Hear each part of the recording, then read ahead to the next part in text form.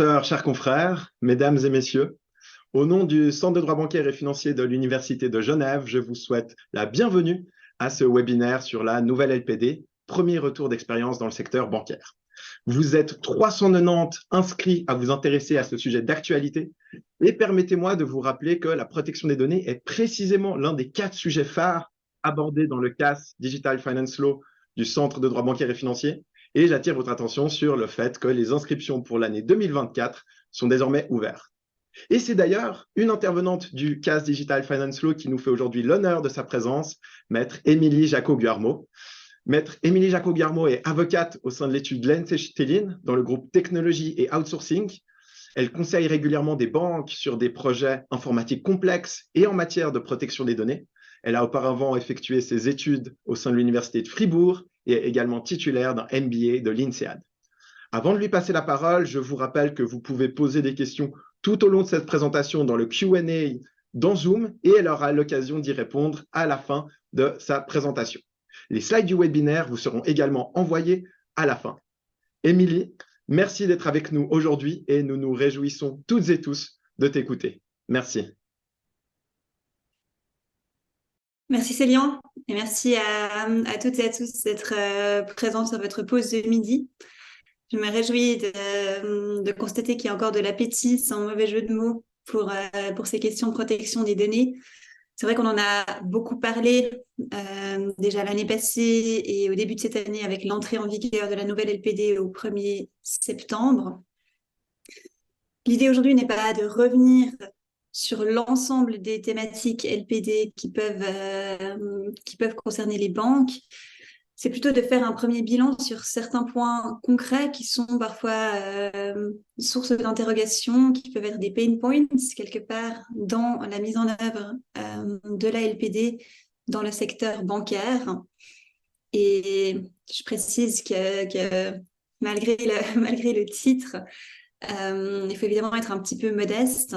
Donc, quand on parle de premiers retours d'expérience, ce sont des premiers retours d'expérience qui sont le fruit des réflexions du secteur, des échanges que j'ai pu avoir avec des clients, avec diverses banques de la place, peut-être certaines pratiques qu'on retrouve déjà dans un certain nombre d'établissements, mais on n'a pas encore évidemment beaucoup de visibilité sur l'approche des autorités, en particulier sur l'approche du préposé fédéral à la protection des données, ni par exemple sur la mise en œuvre par les autorités pénales des dispositions pénales de la nouvelle LPD.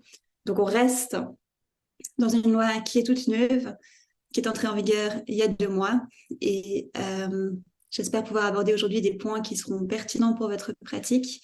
Et évidemment, je me réjouis d'entendre vos retours et vos éventuelles questions lors du Q&A.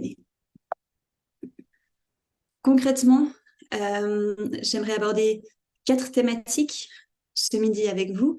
La première, c'est celle de la fin de la protection LPD des personnes morales et les implications contractuelles que ça peut avoir dans les rapports de sous-traitance. J'évoquerai ensuite les interactions entre la LPD et la circulaire FINMA sur les risques opérationnels, en particulier en matière de cybersécurité et s'agissant des registres à tenir sous l'empire de ces deux instruments. J'en viendrai ensuite à la communication suite à une fuite de données, avec un focus sur la communication aux clients, respectivement la communication aux tiers. Et puis, enfin, la gestion des demandes LPD, là aussi, clients ou autres personnes dont vous traitez les données. Le menu est donc copieux ce midi et sans plus attendre, j'aimerais commencer sur le premier sujet, sur cette question de la fin de la protection des données des personnes morales et les implications contractuelles que cela peut avoir. Pour situer la problématique, et je pense que je n'apprends ici rien de nouveau à qui que ce soit. Vous vous souvenez, sous l'ancienne LPD, on protégeait les informations de personnes identifiées ou identifiables. C'est ça la définition des données personnelles. Et donc, on comprenait les personnes physiques et les personnes morales. C'était une approche large qui est très propre à la Suisse, qu'on retrouve très peu à l'étranger.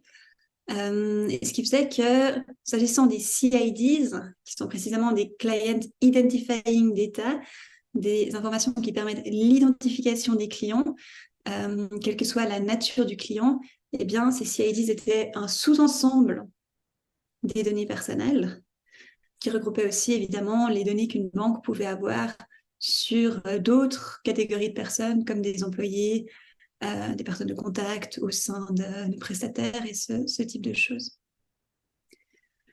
La nouvelle LPD consacre un changement de paradigme sous cet angle-là. Le législateur suisse a choisi de s'aligner sur le standard international, en particulier le standard européen qu'on retrouve notamment dans le RGPD, qui consiste à protéger uniquement les données personnelles des personnes physiques.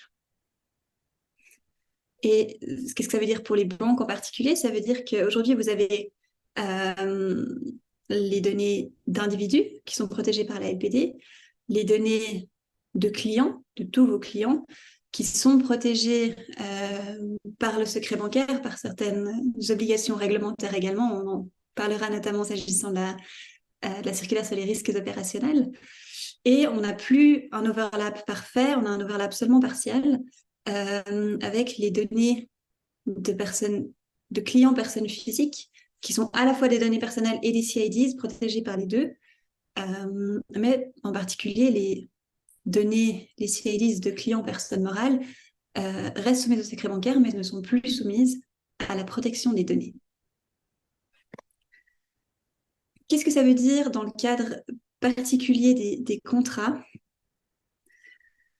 Il y a un type de document qui s'est imposé en pratique, qui vous est certainement également familier, notamment dans les gros contrats avec des prestataires informatiques, qui est celui du Data Processing Addendum, que j'appellerai le DPA ou le DPA. C'est en général une annexe au contrat qui a pour but de traiter les différents points, les différentes obligations du sous-traitant en matière de données personnelles, donc par hypothèse du prestataire à qui vous confiez le traitement de certaines données personnelles.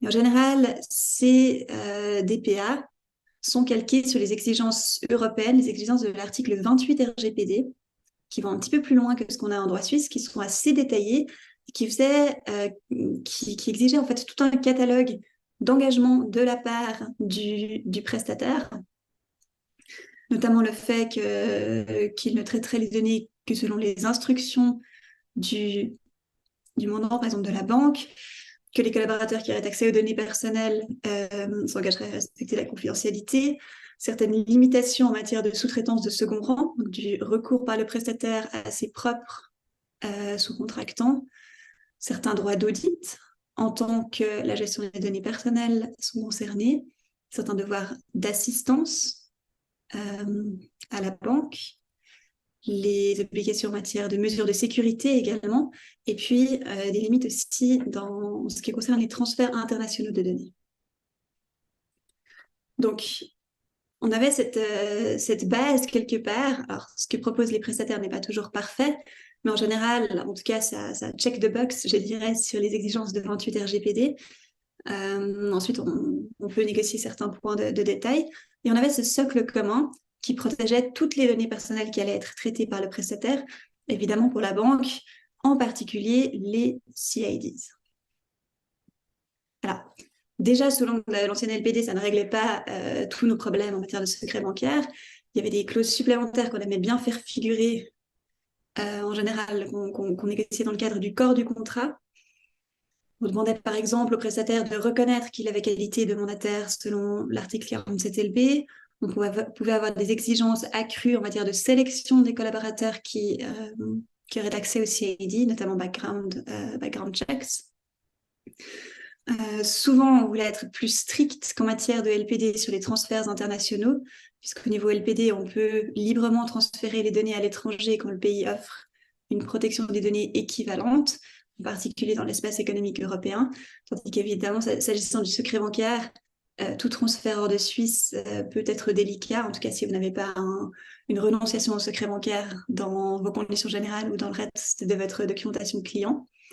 Et puis, on avait aussi d'autres garanties contractuelles qui étaient souvent souhaitées par les banques s'agissant de la sous-traitance de CIDs, que j'appelle ici les clauses outsourcing, parce que c'est les clauses qui ont pour vocation de refléter les exigences de la circulaire outsourcing de la FINMA, notamment en droit d'audit, qui se limite non seulement au traitement de données personnelles, mais plus largement à la fonction externalisée quand on est dans un outsourcing au sens de la circulaire.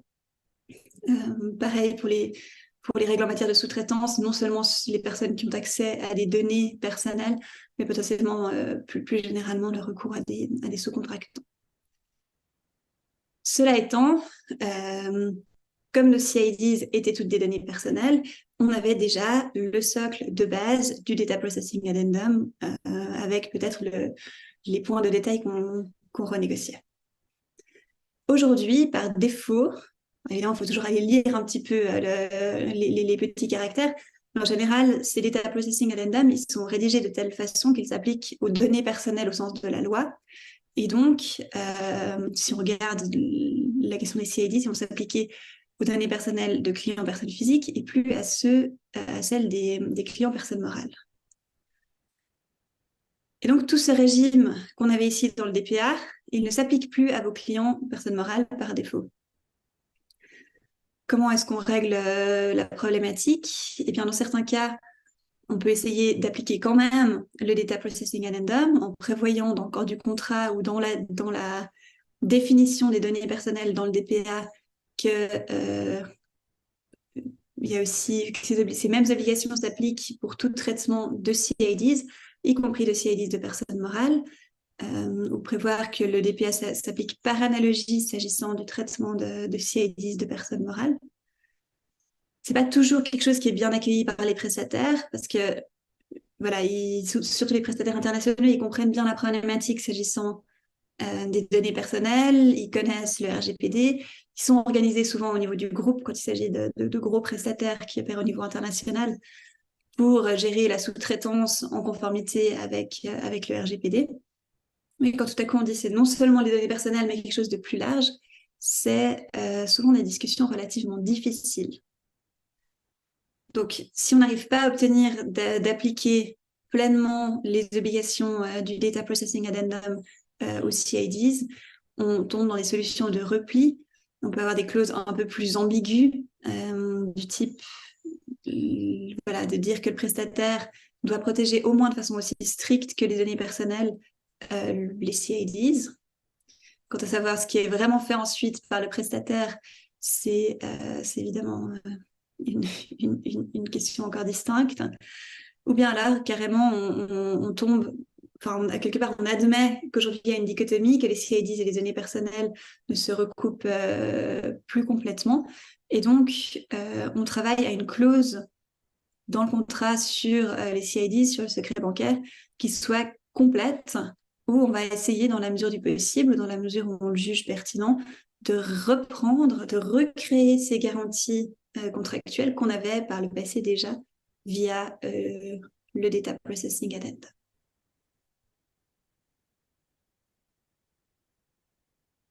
C'est ce que je souhaitais partager avec vous sur ce premier sujet. De nouveau, on est tout au début de cette nouvelle ère. Donc, ce serait intéressant de voir un petit peu quelle est la pratique qui s'impose, pour autant qu'une pratique s'impose. Mais je pense que c'est une problématique qui va probablement persister, en particulier pour les prestataires internationaux, pour qui le secret bancaire suisse sera à chaque fois un petit peu une nouveauté. Et puis, j'attire votre attention sur le fait que c'est une problématique qui peut aussi concerner vos contrats existants, selon la façon dont votre annexe protection des données, votre DP, est rédigée.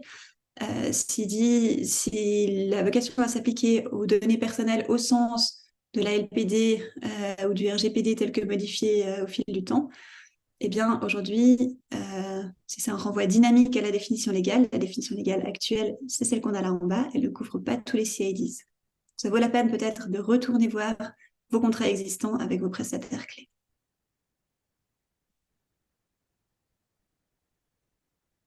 Je reviens maintenant au second sujet du jour, les questions d'interaction entre la LPD et la circulaire FINMA sur les risques opérationnels.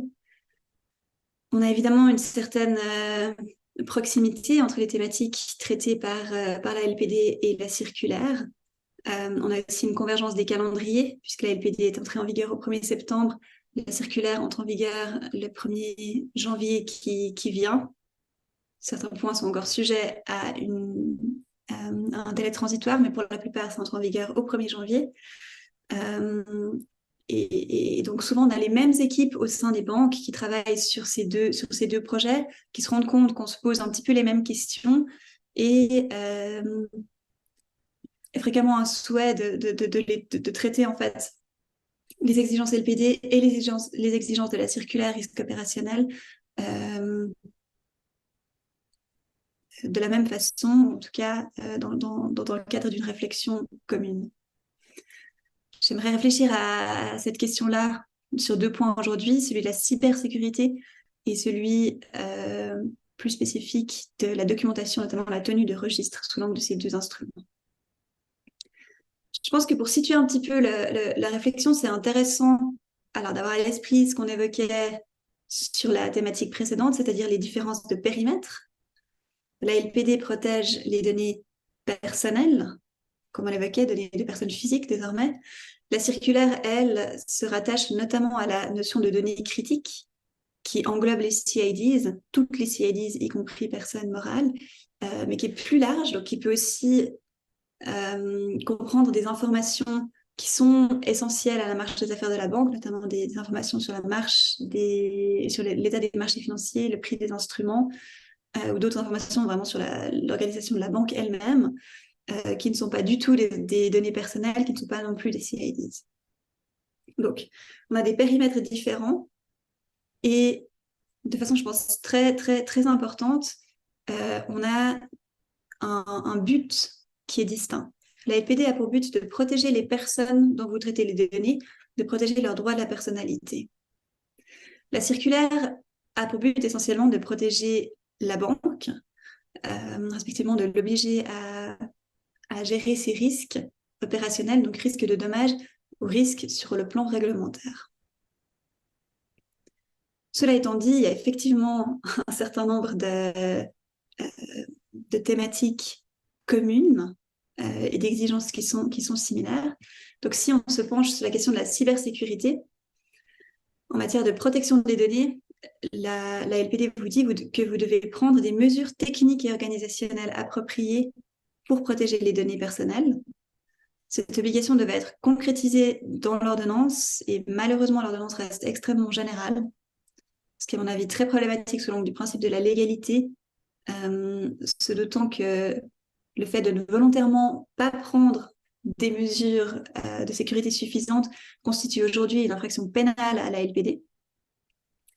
Donc c'est quand même très problématique d'avoir une loi qui vous sanctionne pénalement pour ne pas faire quelque chose sans vous dire clairement ce que vous devez faire. Mais quoi qu'il en soit, si on regarde ce que prévoit l'OPDO, elle prévoit des principes assez généraux, qui est de dire que vos mesures de protection des données personnelles doivent permettre d'en garantir la confidentialité, la disponibilité, l'intégrité et la traçabilité, que votre concept de cybersécurité doit être guidé par le principe de la proportionnalité. Donc, on suit une approche basée sur les risques, selon leur gravité, selon la vraisemblance qu'ils se concrétisent, mais aussi une analyse coût-bénéfice. Donc, ce n'est pas l'idée de la sécurité à tout prix. Et là, on a quand même une reconnaissance de la part du législateur qu'aujourd'hui, une sécurité absolue n'est pas possible. Donc, que même si vous avez pris des mesures appropriées, eh bien, vous pouvez subir une fuite de données, on évoquera les fuites de données tout à l'heure, ou subir d'autres problèmes liés à la sécurité. L'OPDO évoque aussi certains axes de contrôle. C'est un peu une liste à la Prévert. On dit qu'il faut contrôler des mesures en matière de contrôle des accès, de l'utilisation des données, des supports, du transport, sur la détection des violations, la restauration des données. Donc, on a des indications très générales, mais on ne sait pas exactement ce qu'il faut faire, respectivement quelles mesures seront jugées comme suffisantes. Dans la circulaire FINMA, je l'évoquais, l'angle d'attaque est différent. On est dans une gestion des risques par la banque, risque opérationnel. Et ça inclut les risques liés aux données critiques, qui, comme je l'évoquais, ne sont pas nécessairement des données personnelles, mais aussi plus généralement tout ce qui est utilisation des technologies de l'information et de la communication, hein, par l'informatique, ce qu'ils appellent les risques éthiques, les cyber-risques, risques d'actes malveillants, business continuity management. La circulaire, même si elle laisse à la banque la charge de définir sa tolérance en matière de risque, son approche, de déterminer quels sont les risques qui s'appliquent à elle, quelle est leur importance et comment ils doivent être mitigés, est quand même plus concrète, à mon sens, que la LPD. On a des indications relativement claires en matière de gouvernance, notamment les éléments qui doivent être réglés par les directions, voire par la haute direction, le reporting minimal qui doit être fait, la documentation, et puis ensuite, dans le cadre vraiment de la gestion des risques, de la mise en œuvre finalement du concept de risk management, là aussi, pour chaque catégorie de risques, on a des choses assez détaillées. Donc, on nous dit par exemple, s'agissant de la gestion des risques liés aux technologies de l'information, vous devez faire attention au change management, gestion des modifications, assurer la continuité de l'exploitation, gérer les incidents. Vous devez faire des exercices de cybersécurité et ce genre de choses. Donc là, on est quand même un petit peu plus guidé quant à savoir ce qu'il faut faire. Souvent, la question que se posent les banques, c'est finalement, si je respecte la circulaire, est-ce que j'ai aussi respecté la LPD ou est-ce qu'il y a des choses qui sont vraiment distinctes? À mon sens, il faut en revenir à cette notion de périmètre différent. S'agissant des CIDs de clients personnes physiques qui sont protégés sous la LPD, sous la circulaire, en principe, vous les aurez définis comme étant des données critiques puisque ce sont des CIDs. Vous les aurez donc pris en compte selon le degré de sensibilité. Est-ce que c'est des données, des CIDs directes, indirectes, les coûts, les bénéfices, la nature des opérations, l'appétit des risques, enfin toutes ces questions qui se posent quand on définit son concept de gestion des risques, eh bien, que vous aurez examiné ces risques, vous les aurez mitigés en respectant la circulaire, vous aurez également respecté les exigences, pour moi, de la LPD. Là où c'est plus délicat, c'est pour les données qui sont des données personnelles, mais pas nécessairement des données critiques. Et là, je pense en particulier aux données des employés, qui seront rarement catégorisées comme données critiques, mais qui seront en général des données personnelles. Là, il y a probablement un effort supplémentaire à faire. Vous aurez, dans le cadre de la vision de la circulaire, vous serez dit, OK, ce ne sont pas des données critiques, je n'ai pas besoin de les prendre en compte dans le cadre de ma gestion des risques opérationnels au sens de la circulaire, mais vous devriez néanmoins avoir un concept de cybersécurité complet qui s'attache aussi à la protection de ces autres données personnelles, des données personnelles d'employés, et qui vise, qui prend en compte non seulement le risque, l'importance de ces données pour la banque, mais aussi l'importance de ces données pour les employés et la protection de leur personnalité.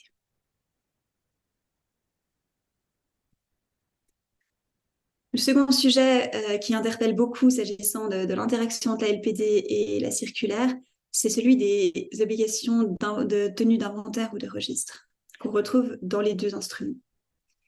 Dans le cas de la LPD, on vous demande de tenir un registre des activités de traitement qui a pour but de fournir une vue d'ensemble de tous les traitements de données personnelles qui sont faits au sein de la banque, avec certains détails, notamment le but dans lequel vous traitez ces données, les catégories de données concernées, les catégories de personnes. De nouveau, est-ce que ce sont des clients, des employés, d'autres personnes, les catégories de destinataires, notamment en cas de sous-traitance, transferts internationaux et certains éléments en matière de sécurité. Le but de ce registre, c'est de vous servir d'outil de pilotage de la conformité au quotidien, donc de vous permettre d'avoir une vue d'ensemble sur ce que vous faites et donc la maîtrise de la conformité de vos activités à la LPD, de permettre aussi de vérifier cette conformité. Donc c'est un document qui doit en tout cas être accessible depuis la Suisse et qui doit pouvoir être tenu à la disposition du préposé fédéral s'il devait le demander. Qui peut aussi être très utile pour répondre aux cas d'exercice de leurs droits par les personnes concernées. On y viendra dans le cadre dans des autres sujets. La circulaire FINMA, elle exige plusieurs inventaires. Elle exige un inventaire des risques opérationnels en général, donc la catégorisation des risques qu'on connaissait dans l'essentiel déjà, sous l'empire de l'ancienne circulaire. Et puis, on vous dit un ou plusieurs inventaires. On est relativement libre quant au format. Des composantes TIC, donc des composantes liées à la technologie de l'information et des communications. Concrètement, le hardware, le software qui est nécessaire pour que la banque puisse remplir les fonctions et les processus critiques, mais aussi certains éléments liés aux données critiques, y compris leur lieu de sauvegarde. Et on doit également tenir compte, sans qu'on nous dise exactement comment, mais probablement, en tout cas, mentionner dans ces inventaires les interfaces, les implications quand on a des prestataires tiers importants. Moi, j'ai une certaine sympathie pour le souhait de fusionner ces différents registres, parce qu'évidemment, quand on a une multiplicité de registres qui traitent de sujets similaires, même s'ils ne sont pas tout à fait identiques, il y a non seulement une charge administrative qui est plus importante, mais il y a aussi un risque d'incohérence, respectivement qu'on ait mis quelque chose à jour dans un registre, mais pas dans l'autre. Cela étant, ça me semble difficile d'avoir un seul master registre qui comprenne tout, donc qui soit à la fois un inventaire, par exemple, des risques opérationnels et un registre des activités de traitement. Je pense que ce qui est assez facile à faire, qui est plus réaliste, c'est de fusionner le registre des activités de traitement avec le registre des données critiques. D'avoir finalement un seul registre dans lequel on couvre tous les éléments exigés par la LPD, mais non seulement pour les données personnelles, mais aussi plus généralement pour les différentes données critiques. Ce qui permet d'avoir un seul document là qui couvre les deux points, puis d'avoir ensuite séparément éventuellement un inventaire des risques opérationnels, un inventaire plus orienté hardware-software. Pour conclure sur ce sujet, je vous rappelle que pour rajouter encore un peu de complexité, il y a aussi l'obligation de tenir un inventaire des fonctions externalisées sous l'angle de la circulaire outsourcing, qui de nouveau a un autre angle d'attaque. On parle ici des fonctions, mais où on aura notamment, en cas d'externalisation du traitement de grandes quantités de CID, on aura en général un outsourcing, donc on tombera aussi là-dedans, qu'on pourrait essayer, en tout cas s'agissant de l'externalisation du traitement de CIDs, de faire rentrer dans ce même registre des activités de traitement, données critiques et fonctions externalisées. Donc, quand on inclut les détails sur la sous-traitance, eh bien, préciser si c'est ou non un outsourcing et inclure les éléments nécessaires sur le rôle du prestataire outsourcé.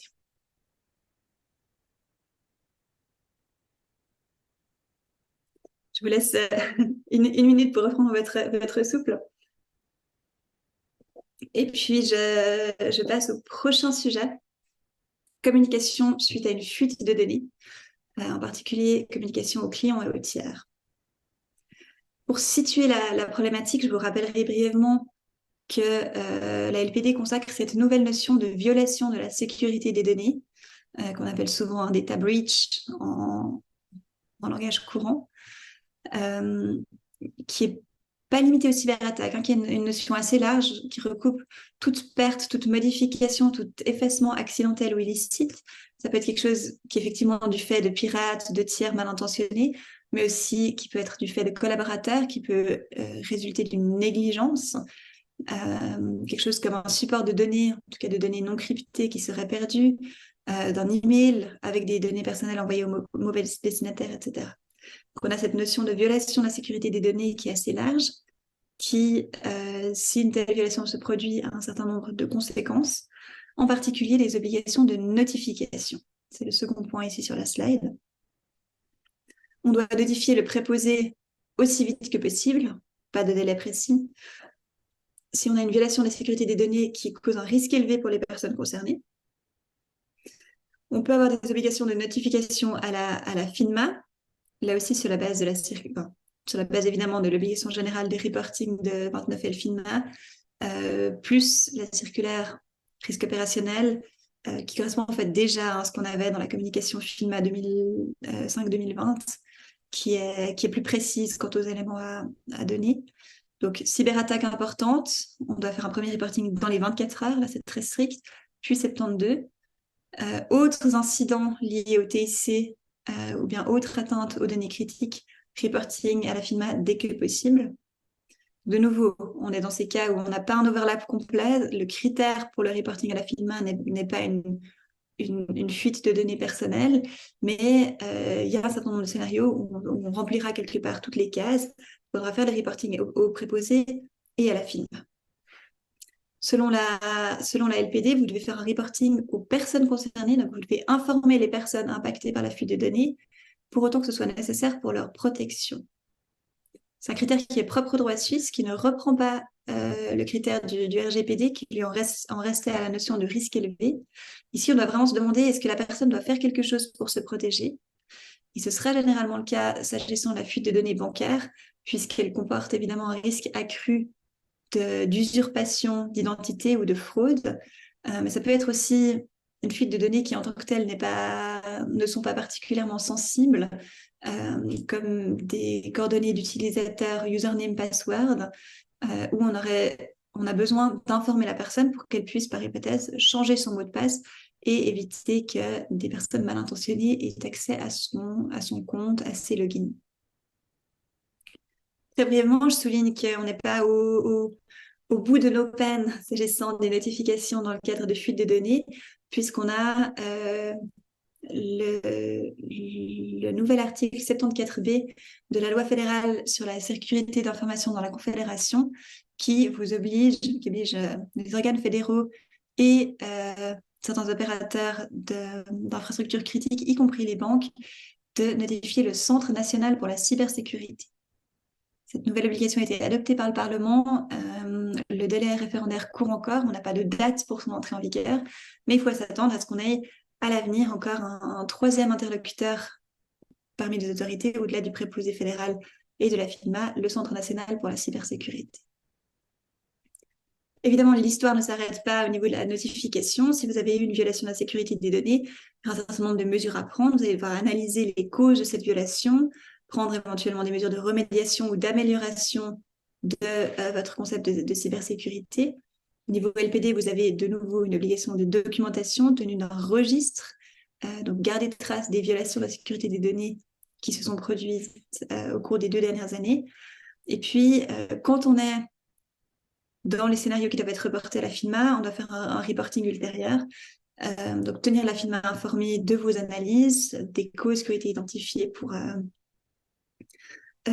fuite de données et des éventuelles mesures de remédiation prises. Je souligne qu'évidemment, ce thème et celui qui précède, celui de la cybersécurité, sont intimement liés. Donc là, on parle de la gestion de crise, quelque part, la gestion d'un incident particulier avec une fuite de données, qui doit quelque part entrer en résonance avec votre gestion des cyber-risques de façon plus générale. Et effectivement, une fois que vous avez analysé pourquoi vous avez une fuite de données, vous devriez réfléchir à mettre en œuvre des mesures supplémentaires de protection pour éviter que ce genre de choses se reproduisent à l'avenir. Maintenant, si on parle vraiment de la communication suite à une fuite de données, les banques se demandent régulièrement qu'est-ce qu'on peut faire en matière de secret bancaire. Est-ce qu'on peut vraiment remplir toutes ces obligations de notification? Si on s'attache aux différents interlocuteurs, s'agissant des autorités comme le préposé ou la FINMA, le secret bancaire ne devrait pas vous empêcher de remplir vos obligations de notification. Ce qui doit être notifié aux autorités, ce sont les informations générales sur la fuite de données que vous avez subie, le type de données concernées, le type de personnes concernées, est-ce que ce sont des clients, des employés, est-ce que ce sont des informations bancaires, est-ce que ce sont des emails, qu'est-ce qui s'est passé, voilà, les circonstances, mais en général, pas le détail des noms, par exemple, des employés ou des clients concernés, pas de données personnelles en fait, et donc pas non plus de CIDs. Donc, le secret bancaire ne vous empêche pas de remplir ces devoirs-là. C'est plus délicat en ce qui concerne l'information aux personnes concernées. Évidemment, si vous avez une fuite de données employée, vous allez pouvoir en informer vos employés. Vous n'aurez pas de problématique de secret bancaire à cet égard-là. Si vous avez une fuite de données clients et de données, je dirais, de personnes proches des clients, c'est souvent là que c'est plus difficile. Alors, informer les clients, pas de problème. Évidemment, le secret bancaire ne vous empêche pas de communiquer avec vos propres clients. En revanche, les autres tiers impliqués dans la relation, si on prend par exemple les gérants de fortune, les titulaires de procuration, les ayants droit économiques, là, il y a une analyse plus détaillée qui doit être faite. De façon générale, le conseil que je donne, c'est que si la personne est partie prenante à la relation bancaire, est active, si vous avez par exemple un titulaire de procuration sur un compte, cette personne sait que votre client a un compte chez vous puisqu'il a pris précisément procuration. Il n'y aura pas de violation de secret bancaire si vous l'informez qu'en lien avec cette relation bancaire, ces données ont fuité. En revanche, il faut évidemment toujours bien limiter l'information qui lui est donnée à ce qui concerne lui et pas à ce qui concernerait peut-être plus généralement le client. Pour les ayants de droit économique, si c'est un simple ayant de droit économique qui n'a aucune relation directe avec la banque, qui n'est pas impliqué, pas de pouvoir sur le compte, pas d'autres implications, là, à mon sens, le secret bancaire devrait vous empêcher d'informer cette personne puisque vous ne pouvez pas lui révéler l'existence de la relation bancaire. Et évidemment que si vous l'informez que ces données ont fuité, la personne va probablement vous demander dans quel contexte vous détenez ces données, vous ne pourriez pas répondre.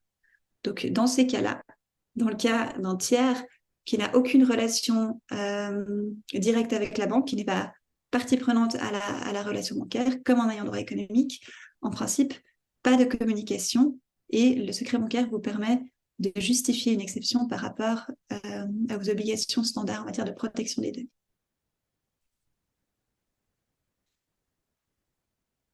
Dernier sujet du jour, j'espère que vous n'avez pas perdu l'appétit. C'est celui de la gestion des demandes LPD, qu'elles émanent de clients ou qu'elles émanent de tiers. C'est un sujet que j'aimerais traiter sous l'angle du droit d'accès. Donc, vous le savez certainement, la nouvelle LPD consacre tout un ensemble de droits pour les personnes dont les données sont traitées, pour les data subjects, à l'instar du règlement européen. Et parmi ces droits, on a notamment le droit d'accès. C'est un droit qui appartient à toute personne dont vous traitez les données, indépendamment de savoir si vous avez une relation contractuelle avec cette personne ou non. C'est un droit qui s'oppose au responsable du traitement, ce qui veut dire qu'en tant que banque, en général, vos propres employés, vos propres clients pourront exercer le droit d'accès à votre égard, éventuellement des tiers, et j'y viendrai là aussi un petit peu aux limites, éventuellement des tiers quand vous traitez leurs données en lien avec finalement vos propres affaires. En revanche, s'il y a de la sous-traitance, notamment si vous rendez certains services à d'autres entités du groupe, et que dans ce cadre-là, vous traitez les données par hypothèse de clients de cette autre entité, d'employés de cette autre entité du groupe, vous devriez rediriger le client de votre filiale française, par exemple, auprès de sa banque. Donc, il n'y a pas de droit direct quand vous êtes un sous-traitant. Vous devez répondre aux demandes de droit d'accès si vous êtes responsable de traitement. En principe, vous devez répondre à une demande de droit d'accès dans les 30 jours. Répondre, donc donner toutes les informations exigées. J'y viens tout de suite. Si vous n'y arrivez pas, c'est un délai de l'ordre. Vous devriez informer la personne concernée dans le délai initial de 30 jours que vous avez besoin de plus de temps pour faire le tri des données ou pour d'autres raisons. Il faut expliquer pourquoi vous n'arrivez pas à tenir le délai de 30 jours et informer, si possible, quant au délai dans lequel vous serez en mesure de répondre. Le droit d'accès a pour vocation d'être un instrument pour les data subjects de vérifier la conformité du traitement de leurs données. Donc l'idée, c'est qu'ils doivent pouvoir obtenir toutes les informations qui leur sont nécessaires pour comprendre ce que vous faites de leurs données, analyser si c'est conforme à la loi ou pas, respectivement pouvoir le challenger devant les tribunaux ou vous dénoncer ou préposer. Donc c'est un droit qui est large. qui porte en principe sur les données personnelles de la personne en tant que telle. Attention, toujours de la personne elle-même, de la personne qui exerce le droit d'accès, pas les données personnelles de tiers. Donc, il y a souvent un exercice de caviardage à faire quand on doit répondre à une demande en droit d'accès. Et puis, un certain nombre d'informations, on a une liste dans la LPD qui permettent à la personne de comprendre qu'est-ce que vous faites avec ces données. Donc, quelles sont les données que vous avez sur elle? Qu'est-ce que vous en faites? Donc, dans quel but vous les traitez? Comment? Est-ce que vous avez des sous-traitants? Est-ce que vous les transférez à l'étranger? Sur quelle base légale? Combien de temps vous les gardez? Ce genre de choses. En principe, vous devez répondre par écrit, c'est-à-dire donner une copie écrite des données et donner les informations par écrit. Vous pouvez éventuellement proposer une consultation sur place ou une information orale, mais si la personne concernée insiste pour avoir une demande écrite, en principe, vous devez la lui donner. Vous l'avez bien compris, c'est un droit qui est large, donc qui impose, qui emporte un certain nombre d'obligations de la part de la banque, notamment en termes d'organisation. Il y a des choses assez faciles qui consistent simplement à mettre en place un canal de communication dédié, une adresse électronique dataprotection@banque.ch à laquelle les personnes peuvent s'adresser. Mais plus généralement, des procédures internes, de s'assurer que quelqu'un est en charge de répondre à ces questions, que les instructions sont données pour que le calendrier, les fameux 30 jours, en tout cas la première réponse dans les 30 jours, soit respectée. Éventuellement, selon la taille de la banque, des réponses types ou des checklists, des éléments qu'on donne ou qu'on ne donne pas. En cas d'exercice du droit d'accès, j'y viendrai dans un instant, quant à savoir quelles sont les limites de ce droit. Et puis, voilà, plus pratiquement, au niveau informatique, ça veut dire que quand quelqu'un vous demande quelles sont les données que vous avez sur son compte, vous devez être en mesure de faire la recherche, d'extraire ces données, éventuellement de caviarder les données tiers qui apparaîtraient sur les mêmes documents. Alors, même si le droit d'accès est très large, et qu'il a pour but d'être large précisément parce que c'est un instrument de vérification de la conformité pour la personne concernée, il n'est pas sans limite. Donc, de la même façon que le secret bancaire pouvait s'opposer à la notification à certains tiers d'une fuite de données, eh bien, le secret bancaire peut s'opposer à ce que vous répondiez à une demande en droit d'accès. Donc, le même ADE qui n'est pas du tout parti à la relation bancaire, donc vous n'avez pas d'éléments qui prouvent qu'il est au courant de l'existence de cette relation, et que vous n'auriez pas notifié une fuite de ces données, eh bien, s'il vous vient vers vous en demandant si vous avez des données sur son compte et quelles sont ces données, vous pouvez lui opposer une fin de non-recevoir et lui indiquer que le secret bancaire s'oppose à ce que vous lui répondiez. De façon plus générale, si le droit d'accès est instrumentalisé à des fins de phishing expeditions, donc si vous avez un client mécontent qui finalement utilise ce droit d'accès pour essayer d'avoir accès à des moyens de preuve, ou un employé d'ailleurs, un ex-employé, dans une phase un peu pré-litigieuse comme ça, qui essaie d'obtenir des informations, quand le droit d'accès est détourné de son but, qui n'a pas vraiment pour but de vérifier la conformité LPD, là, vous pouvez refuser de répondre, et les tribunaux sont assez stricts. Ils mettent vraiment en œuvre cette limite, cette interdiction des phishing expeditions. Donc, c'est vraiment la logique qu'on connaît bien en matière de reddition de comptes également. Puis, il y a un certain nombre de points plus délicats quant à savoir si on peut ou non refuser de donner certaines informations. Je pense notamment au dossier LBA, où souvent les banques, pour des raisons évidentes de confidentialité, ne souhaitent pas donner accès à ces documents. Eh bien, contrairement à ce qui vaut en matière de reddition de comptes, où en principe les documents purement internes ne sont pas communiqués, on n'a pas cette limite-là, on va dire, de droit d'accès LPD. On a le droit pour la banque de faire valoir un intérêt prépondérant. S'agissant en particulier de l'accès au dossier LBA, il y a deux questions qui se posent. La première, c'est que la LPD vous dit vous pouvez faire valoir en tant que responsable de traitement privé votre intérêt prépondérant pour refuser de répondre, seulement si vous n'avez pas communiqué les données à un tiers. La question de savoir pourquoi le législateur a réglementé ça comme ça, pour moi, est ouverte. Hein, ce n'est pas une réglementation qui fait énormément de sens. Et puis ensuite, le périmètre de savoir qui sont les tiers est discuté en doctrine. Alors, on sait, la loi est claire sur le fait que c'est des tiers en dehors du groupe, ce qui est déjà une bonne nouvelle, mais notamment les sous-traitants. Certains auteurs disent que les sous-traitants ne sont pas de vrais tiers, puisqu'ils opèrent sous votre responsabilité. Je ne suis pas certaine que ce soit ce qu'envisageait le Parlement. En tout cas, c'est pas ça ne ressort pas clairement du texte ou de la systématique de la loi. Et donc, on pourrait, par hypothèse, avoir une approche différente. Si vous êtes une banque qui a encore ses serveurs on-prem, peut-être que vous pouvez faire valoir votre intérêt prépondérant, peut-être que vous ne pouvez pas si vous êtes dans le cloud, chez un prestataire tiers. C'est pas particulièrement logique, mais je pense que c'est une vraie question au regard de la nouvelle LPD. Puis ensuite, il y a la question évidemment centrale de la pesée des intérêts. Est-ce que vous avez vraiment un intérêt qui doit prévaloir sur le droit d'accès à conserver la conformité, la confidentialité du dossier LBA? La question n'a, à ma connaissance, pas été tranchée en jurisprudence. On a un arrêt de la Cour de justice du canton de Genève en 2019, où le tribunal de première instance avait imposé à la banque de discloser, dans le cadre d'une demande en droit d'accès ancienne LPD, le dossier LBA.